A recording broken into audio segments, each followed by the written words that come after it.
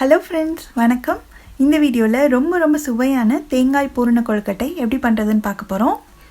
வீடியோக்குள்ளே போகிறதுக்கு முன்னாடி நம்ம சேனலை இது வரைக்கும் சப்ஸ்கிரைப் பண்ணாதவங்க இப்போ சப்ஸ்கிரைப் பண்ணிவிட்டு பக்கத்தில் உள்ள பெல் பட்டனையும் கிளிக் பண்ணிக்கோங்க. முதல்ல இந்த பாத்திரத்தில் 1 கப் அளவு தண்ணி சேர்த்துக்கிறேன். இது கூடவே 1 டீஸ்பூன் எண்ணெய். இப்போ இந்த தண்ணி நல்லா தளன்னு கொதிக்கணும், அது வரைக்கும் இருக்கட்டும். தண்ணி இந்த அளவுக்கு நல்லா கொதிக்க வச்சு எடுத்துக்கோங்க.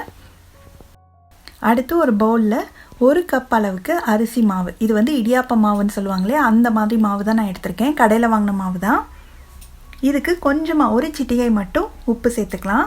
நல்லா கலந்து விட்டுறணும்.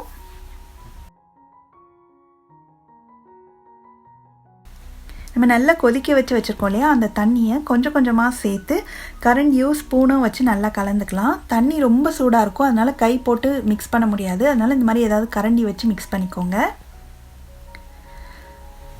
நம்ம தேவைப்படுற தண்ணியோட அளவு மாவோட தரத்தை பொறுத்து கொஞ்சம் முன்ன பின்ன இருக்கும். அதனால் தண்ணி கொஞ்சமாக சேர்த்து நம்ம பிசைஞ்சோம்னா தான் எவ்வளோ தண்ணி தேவைப்படுது அப்படின்றது கரெக்டாக தெரியும்.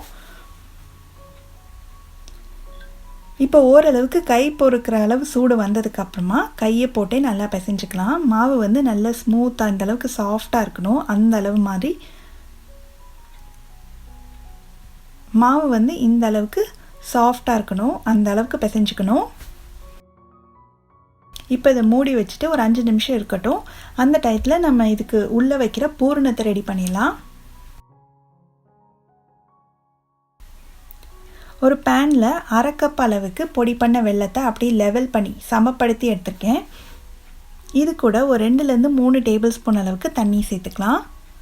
இந்த வெல்லம் நல்லா கரையிற வரைக்கும் இருக்கட்டும். பாகுப்பதம் வர அளவுக்கு வச்சிடக்கூடாது, வெல்லம் கரைஞ்சால் மட்டும் போதும்.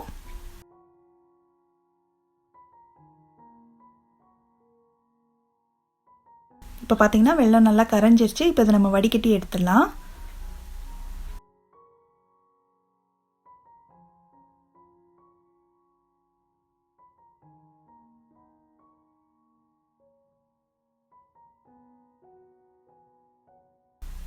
அடுத்து ஒரு பேனில் 1 டேபிள் ஸ்பூன் அளவுக்கு வெண்ணெய் சேர்த்துக்கிறேன்.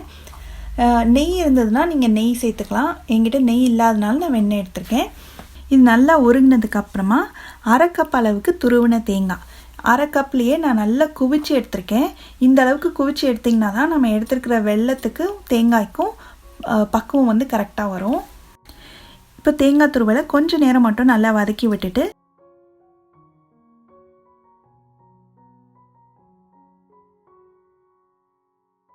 நம்ம வடிகட்டி வச்சிருக்கிற வெள்ளை கரைசலை சேர்த்தலாம்.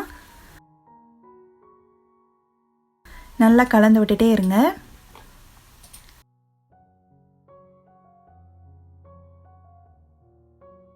இதெல்லாம் நல்லா ஒன்றா சேர்ந்து வந்ததுக்கு அப்புறமா ஒரு 1/8 டீஸ்பூன் அளவுக்கு ஏலக்காய் தூள் இதை சேர்த்துட்டு நல்லா கலந்து விட்டுலாம். 1 நிமிஷம் மட்டும் இருக்கட்டும்.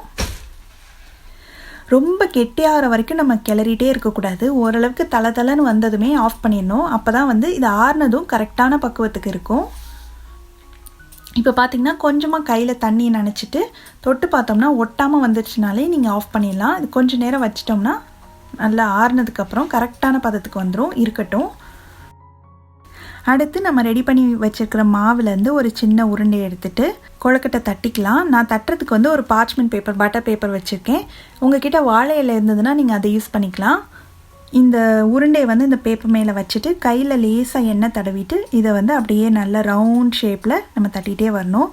ரொம்ப மெல்லிஸாக இல்லாமல் ரொம்ப திக்காகவும் இல்லாமல் மிதமான திக்னஸ்க்கு தட்டிக்கோங்க.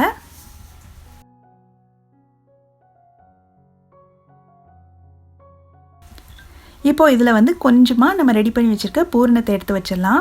பாருங்கள், பூரணம் ஆஃப் பண்ணி கொஞ்சம் நேரத்துலேயே நல்லா கரெக்டான பக்குவத்துக்கு வந்துடுச்சு.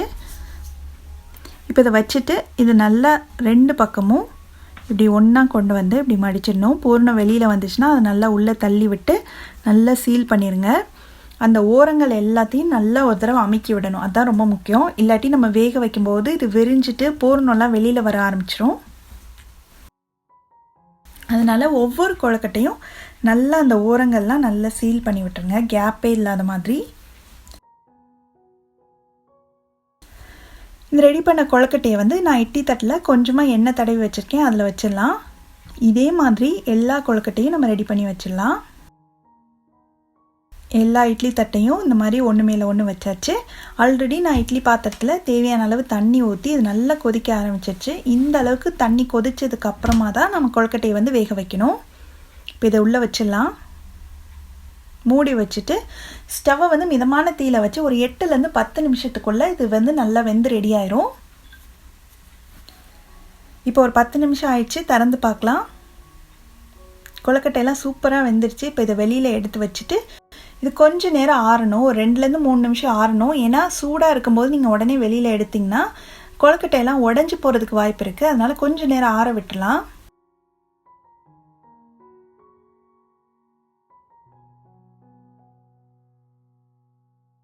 நல்லா ஆறினதுக்கு அப்புறமா ஈஸியாக எடுக்க வந்துடுச்சு. அவ்வளோதான், ரொம்ப ரொம்ப சுவையான ரொம்ப ஈஸியாக பண்ணக்கூடிய பூரண கொழுக்கட்டை ரெடி ஆயிடுச்சு. உள்ளே பாருங்கள் பூரணம் எவ்வளோ ஜூஸியாக இருக்குன்னு. கொழுக்கட்டையும் ரொம்ப ரொம்ப சாஃப்டாக இருக்குது. நீங்களும் இந்த ஈஸியான ரெசிபியை கண்டிப்பாக வீட்டில் ட்ரை பண்ணி பார்த்துட்டு எப்படி வந்ததுன்ற கமெண்ட்ஸை மறக்காமல் ஷேர் பண்ணுங்கள். தேங்க்ஸ் ஃபார் வாட்சிங்.